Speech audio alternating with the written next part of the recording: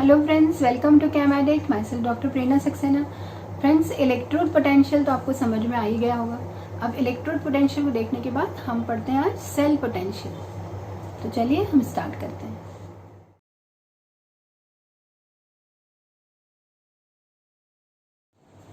Hello friends, today will talk about cell potential. Friends, हमने पिछली class में electrode potential के बारे में पढ़ा था।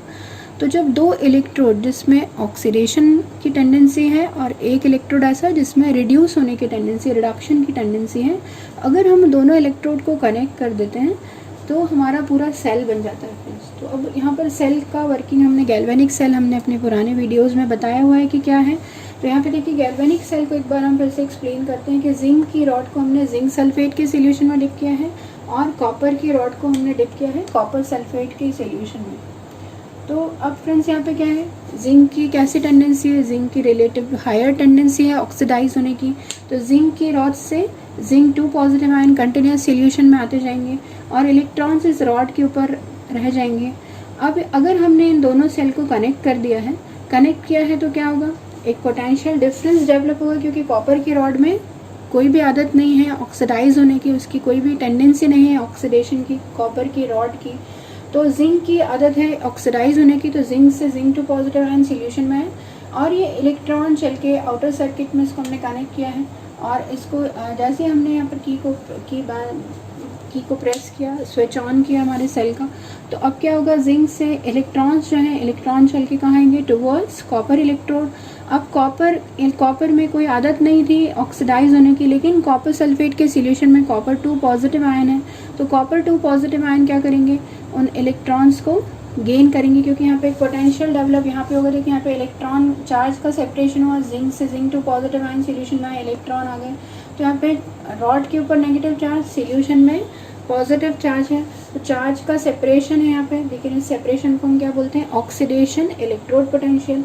यहाँ पे इलेक्ट्रॉन्स चल के यहाँ से आए, कॉपर 2 पॉजिटिव आयन ने इलेक्ट्रॉन्स को गेन किया, लेकिन उसके पहले जैसे इलेक्ट्रॉन्स गेन होते हैं तो इलेक्ट्रॉन गेन होने के पहले यहाँ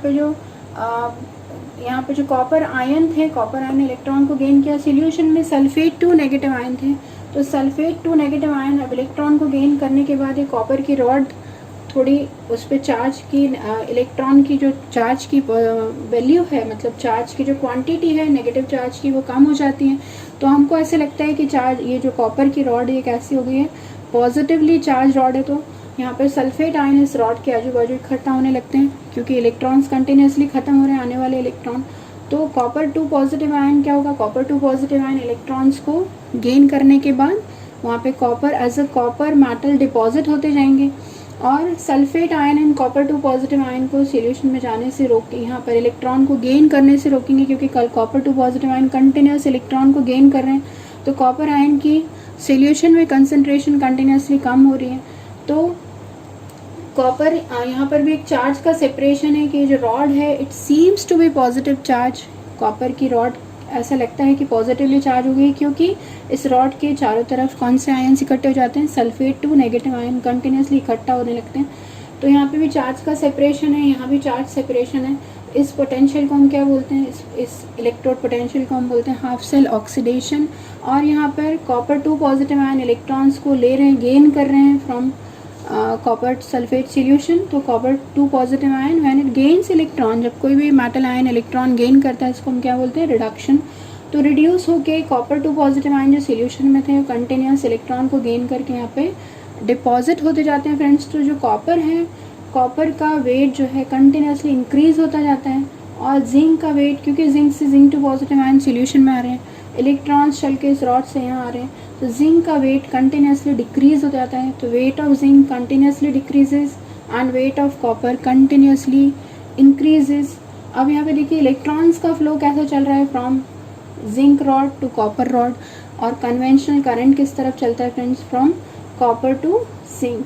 अब देखिए कि कॉपर की रॉड को जहाँ पर ऑक्सीडेशन की प्रोसेस होती है इलेक्ट्रोकेमिस्ट्री में उसको हमेशा एनोड बोलते हैं, और जहाँ पर रिडक्शन होता है उसको हम क्या बोलते हैं, कैथोड बोलते हैं। तो जो जिंक की रॉड है वो एनोड है और इस पर कैसी प्रोसेस चल रही है, ऑक्सीडेशन की। चूँकि यहाँ पर नंबर ऑफ इलेक्ट्रॉन्स यहाँ कलेक्ट हो रहे हैं इसलिए जिंक की रॉड नेगेटिवली चार्ज है फ्रेंड्स। तो यहाँ पे एक थोड़ा सा कॉम्प्लिकेशन बच्चों को समझ में नहीं आता है कि इलेक्ट्रॉन्स जो है यहाँ पे रॉड कैसी है, नेगेटिवली चार्ज है, लेकिन यहाँ कंटिन्यूसली ऑक्सीडेशन हो रहा है, इसलिए इस रॉड को हम क्या बोलते हैं, एनोड। तो अब देखिए कि दोनों में यहाँ पर दोनों में चार्ज का सेपरेशन है, दोनों अलग अलग सेल्स में अगर हमने इनको कनेक्ट कर दिया है तो अब दोनों को कनेक्ट होने के बाद एक सेल बन गया है, इलेक्ट्रॉन्स का फ्लो चल रहा है, इधर करंट का फ्लो चल रहा है फ्रॉम कॉपर टू जिंक। तो difference in the electrode potential of the two electrodes, oxidation and reduction cell potential, जो रिडक्शन इलेक्ट्रोड है उनके बीच में the difference in the electrode potential of the two electrodes of the cell is termed as electromotive force or cell potential, or we can call it cell voltage। दोनों में जो electrode potential का difference है उसको हम क्या बोलते हैं, सेल पोटेंशियल या सेल वोल्टेज। दोनों के अलग अलग पोटेंशियल को हम क्या बोलते हैं फ्रेंड्स, इलेक्ट्रोड पोटेंशियल।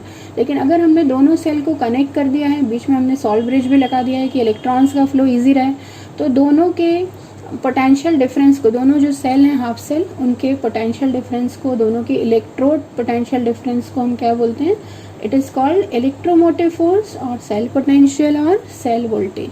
अब देखो कि जो हमें पता है कि ऑक्सीडेशन पोटेंशियल की जो वैल्यू होती है, ऑक्सीडेशन पोटेंशियल की वैल्यू न्यूमेरिकली बिल्कुल इक्वल होती है रिडक्शन पोटेंशियल की, बस उसका साइन चेंज होता है। अगर रिडक्शन पोटेंशियल नेगेटिव है तो ऑक्सीडेशन पोटेंशियल पॉजिटिव होगा, अगर ऑक्सीडेशन पोटेंशियल पॉजिटिव है तो रिडक्शन पोटेंशियल नेगेटिव होगा। दोनों के साइन फ्रेंड्स अलग अलग होते हैं, लेकिन न्यूमेरिकल वैल्यू दोनों की सेम होती है। तो अब हम ईएमएफ ऑफ सेल अगर हमको निकालना है, तो इलेक्ट्रोमोटिव फोर्स अगर हमको सेल का निकालना है, तो हम क्या करें, दोनों के पोटेंशियल को प्लस कर सकते हैं। तो हम क्या करते हैं, ईएमएफ ऑफ सेल लिखते हैं oxidation potential of oxidation half cell plus reduction potential of reduction half cell. ये फ्रेंड्स ऑक्सीडेशन हाफ सेल है, ये रिडक्शन हाफ सेल है। तो ईएमएफ ऑफ सेल हम कैसे निकालेंगे, ईएमएफ ऑफ सेल हम निकालेंगे oxidation potential of oxidation half cell, ये हाफ सेल है, and reduction potential of reduction half cell, ये रिडक्शन है। तो ईएमएफ ऑफ सेल हम कैसे निकालेंगे, हमको पता है कि ऑक्सीडेशन पोटेंशियल रिडक्शन पोटेंशियल के बिल्कुल बराबर होता है। तो हम इस वाली इक्वेशन को हम कैसे लिख सकते हैं कि EMF of cell will be equal to reduction potential of reduction half cell minus reduction potential of oxidation half cell. क्योंकि हमें पता है कि ऑक्सीडेशन पोटेंशियल अगर पॉजिटिव है तो रिडक्शन पोटेंशियल कैसा होता है, रिडक्शन पोटेंशियल नेगेटिव होता है। तो यहाँ पर हम oxidation potential of oxidation half cell की जगह हम क्या लिख सकते हैं, reduction potential of oxidation half cell भी लिख सकते हैं, क्योंकि हमें पता है ऑक्सीडेशन पोटेंशियल रिडक्शन पोटेंशियल के न्यूमेरिकली इक्वल है, बस उनके साइन चेंज हैं। अब देखिए कि हमको पता है कि रिप्रेजेंटेशन ऑफ सेल जो हमने अपने पिछले वीडियो में पढ़ा था, तो रिप्रेजेंटेशन ऑफ सेल में इलेक्ट्रोड जिस पे ऑक्सीडेशन होता है उसको हमेशा हम लेफ्ट साइड में लिखते हैं, और ऐसा इलेक्ट्रोड जिसमें रिडक्शन की आदत है उसको हम हमेशा राइट साइड में लिखते हैं। तो हम इस ईएमएफ को कैसे लिख सकते हैं, हम ईएमएफ को लिख सकते हैं स्टैंडर्ड तो नहीं है फ्रेंड्स, हमने स्टैंडर्ड कंडीशन कुछ नहीं पढ़ी, अभी हम थोड़ा सा इसको रफ कर देती हूँ। अब हम इसको कैसे लिख सकते हैं कि ईएमएफ ऑफ सेल ईएमएफ को हम कैसे लिख सकते हैं, it is reduction potential of right hand side cell, reduction potential of right hand side, मतलब कौन सी side friends, cathodic side. Reduction potential of right hand side electrode minus reduction potential of left hand side electrode.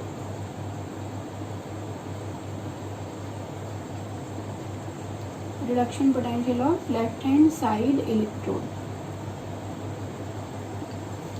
इसको अगर हमको short में लिखना है तो हम कैसे लिख सकते हैं फ्रेंड्स कि ई ऑफ सेल मतलब electrode potential of cell, E of cell will be equal to, हमको पता है फ्रेंड्स राइट साइड में कौन होता है, कैथोड, और लेफ्ट साइड में कौन होता है, एनोड।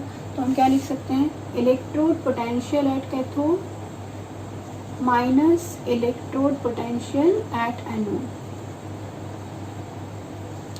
यहाँ से हमको ये समझ में आता है फ्रेंड्स कि ई ऑफ सेल मतलब इलेक्ट्रोड पोटेंशियल ऑफ सेल या इलेक्ट्रोमोटिव फोर्स ऑफ सेल, या हम लिख सकते हैं cell voltage of cell will be equal to, cell voltage will be equal to electrode potential at cathode, मतलब reduction electrode, minus electrode potential at anode, मतलब oxidation potential। तो friends मुझे पूरी उम्मीद है कि आपको ये सेल पोटेंशियल अच्छे से समझ में आया होगा। सेल पोटेंशियल में आपको क्या करना है, E एट कैथोड, कैथोड पे रिडक्शन हो रहा है, E at cathode minus E at anode करना है, ऑक्सीडेशन पोटेंशियल को उसमें से माइनस करना है। और उस ऑक्सीडेशन पोटेंशियल को हमको किसके टर्म्स में लेना है फ्रेंड्स, उस ऑक्सीडेशन पोटेंशियल को हमको रिडक्शन के टर्म्स में लेना है। उस ऑक्सीडेशन जो इलेक्ट्रोड है उसको रिडक्शन के टर्म्स में हमको लिखना है। तो E of cell will be equal to क्या होगा, E एट कैथोड, ये E कौन सा है, रिडक्शन के टर्म्स में लिखा हुआ है, electrode potential at cathode minus electrode potential at anode. तो this is the about the cell potential. Next class में will learn about the hydrogen electrode, standard hydrogen electrode. Friends standard hydrogen electrode की ज़रूरत हमको क्यों पड़ी, हमको कैसे पता कि किस सेल में, जैसे भी हमने यहाँ पर गैल्वेनिक सेल में जिंक लगाया, उधर कॉपर लगाया कैथोडिक साइड में, तो हमको कैसे पता कि कौन सी मेटल को हमको एज अ एनोड यूज़ करना है, कौन सी मेटल को हमको एज अ कैथोड यूज़ करना है। तो हमको क्या करना होता है, उस मेटल का सबसे पहले हमको पोटेंशियल निकालना होता है, उसको कनेक्ट करते हैं हम स्टैंडर्ड हाइड्रोजन इलेक्ट्रोड के साथ। तो ये स्टैंडर्ड हाइड्रोजन इलेक्ट्रोड क्या है, ये हम अपनी नेक्स्ट क्लास में पढ़ते हैं। अगर आपको ये सेल पोटेंशियल अच्छे से समझ में आया है तो आपको इस वीडियो को लाइक, शेयर और सब्सक्राइब करना है। Thank you friends. Next class में हम बात करते हैं स्टैंडर्ड हाइड्रोजन इलेक्ट्रोड की।